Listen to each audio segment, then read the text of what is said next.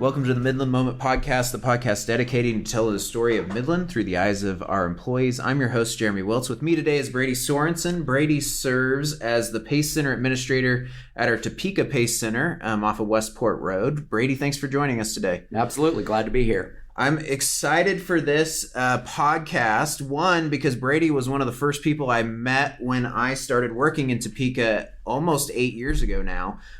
We both worked together at St. Francis and have been friends since then. So this is going to be a fun podcast. I look forward to it. So we don't need to tell any stories about friendship times outside of work or any of that stuff. But we're excited to talk a little bit about especially the story that led Brady to Midland, and then his work as the PACE Center Administrator and what that kind of encompasses. So Brady, maybe we can just start there with kind of tell us a little bit about your career and what led you kind of to Midland and to the PACE program. For sure. So I have worked in healthcare pretty much my entire adult life. I don't know, maybe 20 years, and grew up in Topeka. Always have been familiar with Midland, knew about the company, had heard great things from a lot of different sources. I've known, previous employees. I've known board members. Shout out Jeff Sorensen, no relation. And everyone has just always told me great things about Midland. And Midland has just kind of been in my, I would say, peripheral professionally. Hadn't ever worked directly with them, but just kind of knew about them. And I think it was about 3 years ago, I saw a job opening. I think it was for something with intake or maybe marketing. I can't remember exactly, but thought it looked interesting. Sent in my resume, got a call back, set up an interview. Thought the interview went great. Didn't get the job. So about 2 years ago then, I was online again, saw another job posting at Midland, thought it looked interesting. It was actually the same job that I'm in now as the center administrator, and sent in my resume, interviewed, thought it went great, didn't get the job. And then a year ago, and stop me if you've heard this story before, I was looking online again, saw a job posting, thought it looked interesting. Instead of sending in my resume, I texted Jeremy and said, "Hey man, is this job still open?" And within, I don't know, probably 5 minutes, I was on the phone with HR doing a phone interview, and here I am today. So took a while to get here, but here I am now, and just really am grateful for the opportunity to just be a part of the great things that we're doing here at Midland. Yeah, and it's interesting when you look back kind of over your career. So Brady, for those of you that may not have known him outside of Midland, worked at St. Francis as the occupational med practice manager when COVID happened, which was super exciting. Oh, those were some wild times. So Brady was managing all of the COVID call-ins and what we were doing while I was doing all the COVID testing. So we got to spend a lot of time together at that time. And like I said, Brady and I have been friends for a while, so we'd kept up, and he was joking when he said Jeff Sorensen was no relation. Jeff Sorensen is his dad. He was a great board member that we had on service for a while, and Jeff and I and Brady have all talked about things at Midland and the mission, and it's been my secret. It was kind of one of my secret goals to find a great place for Brady to be here, and I think he came into probably what would be the absolute best role for him that could be possible. So when you growing up in Topeka, having heard of Midland for years, obviously it was probably more on the hospice side than the PACE side. So when you got the opportunity to come into the PACE program, what intrigued you about that? What made you feel like that may be a good fit for your skill set? It's really interesting because in my previous healthcare career, I had never really been comfortable working with older adults, working with seniors, and was a bit apprehensive about it, actually. But the team aspect of PACE is really what attracted me to the role, and just being able to as I reflect on my previous roles in healthcare, kind of the things that I have enjoyed the most at every job I've had, it's been building relationships, being a part of a team, kind of working on efficiency type things, working on kind of streamlining, improving communication. And so that was more what attracted me to the role with PACE. It wasn't necessarily working with older adults, which now that I've been here a year, been in the role, I really love it. It's kind of embarrassing to say, but it took me longer than it should have to realize that seniors are they're just regular humans. They're just regular people like you and me. They laugh about the same things. They cry about the same things. They worry about the same things. And so getting that experience in and becoming a little bit more comfortable with that has been a growing process, but it's been a great journey. Well, and you kind of talk about the team approach with PACE. Obviously, within PACE, we're fully at risk for those medical expenses for these patients, providing what we consider to be a high quality of life while still managing those expenses. Yeah. So, can you talk a little bit about the IDT team and their role in PACE and how you've seen that shape the participants at the Topeka PACE Center? Their lives and their healthcare compared to what would be, experiences at St. Francis or other places outside of this? Yeah, it's, when you get a group of individuals together that are in different disciplines. So we've got, physical therapists, occupational therapists, nurses, we've got home support, home care aides, we have registered dietitian, social work. We've got our life enrichment team, the center staff. It's a very eclectic group of individuals, and they all see issues or challenges from a different perspective. And so that's been one of the greatest things I think about the team approach in PACE is that you could be talking about a mobility issue or concerns about whether or not a participant has taken their meds or, trying to figure out how do we get them some healthy meals. And it's an entire team of people who all have very different perspectives discussing that issue. And, I think of this past winter when we had Snowmageddon, like 4 different times. We had the 17-inch snow, and then I think we had another couple of times where it was 8 to 12 inches. And during those times, we actually had to close the center down for a day and a half, kind of depending on the circumstances. And so we were trying to figure out, how do we serve our participants even though they are not coming to the center? How do we serve them even though it's a challenge for us to get to them, or it's a challenge for them to get out of their home? And we had this entire group that would discuss these things. And, what came out of that was we would have maybe a nurse delivering some home meals, or we'd have a social worker taking some blankets or some bottles of water. We would have transportation drivers going out and maybe shoveling some snow on a participant's sidewalk so they could get out in their wheelchair. And it was just a very different approach to caring for these participants. And it allows us to be a lot more creative. It allows us to get to approach problems from a different angle. Sometimes when you think about a problem, you have to kind of force yourself to think outside of the box. But with PACE, it's a lot easier because that box already has so many different perspectives.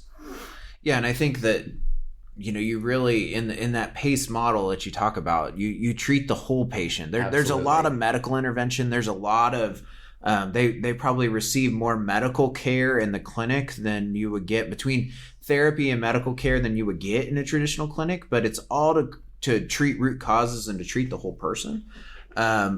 I'm amazed when I go to the PACE Center.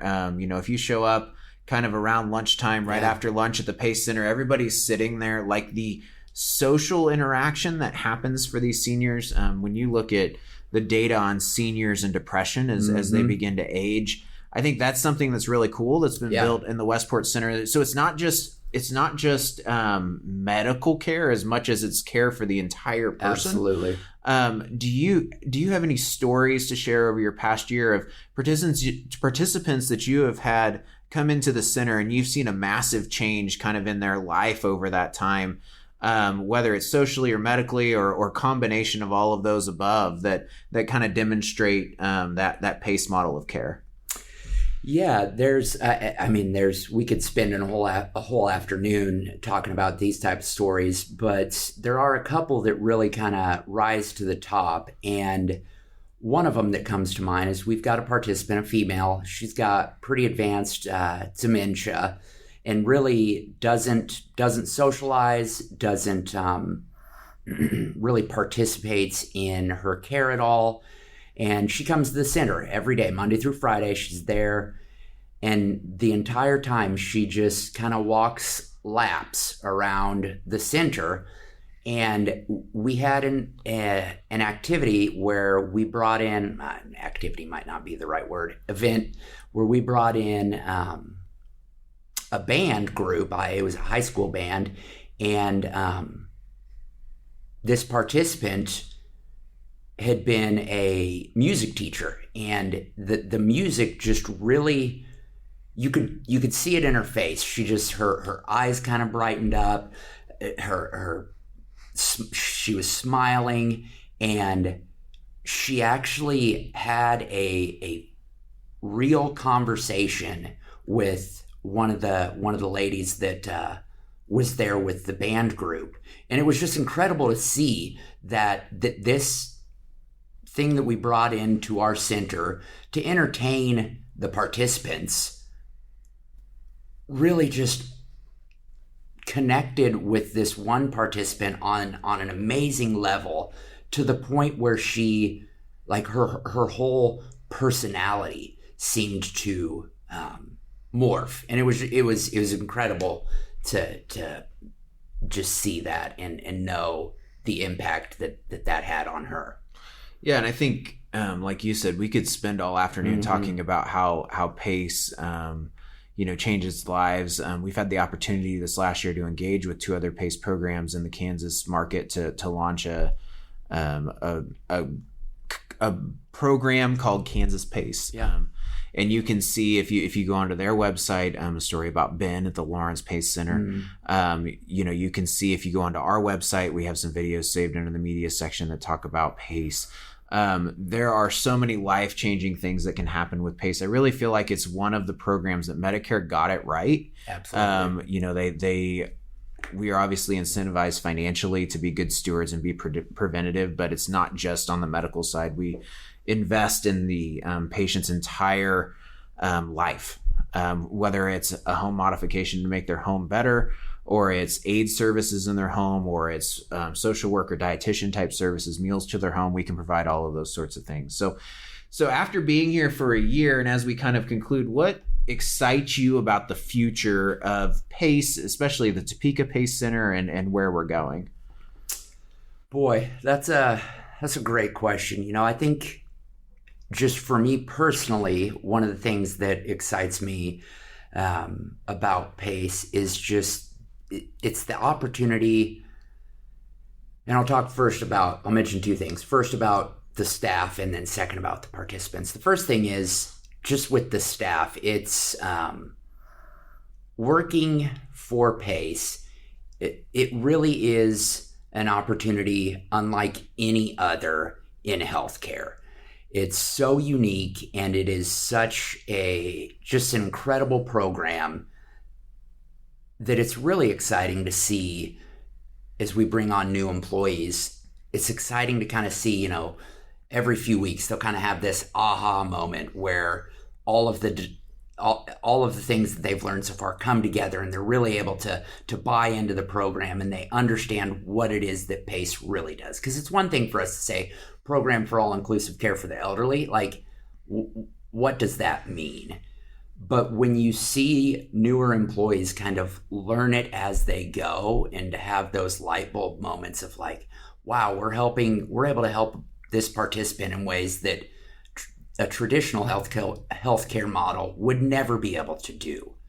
And then with the participants, I just, as we continue to grow and continue to serve them, it really is, it just amazes me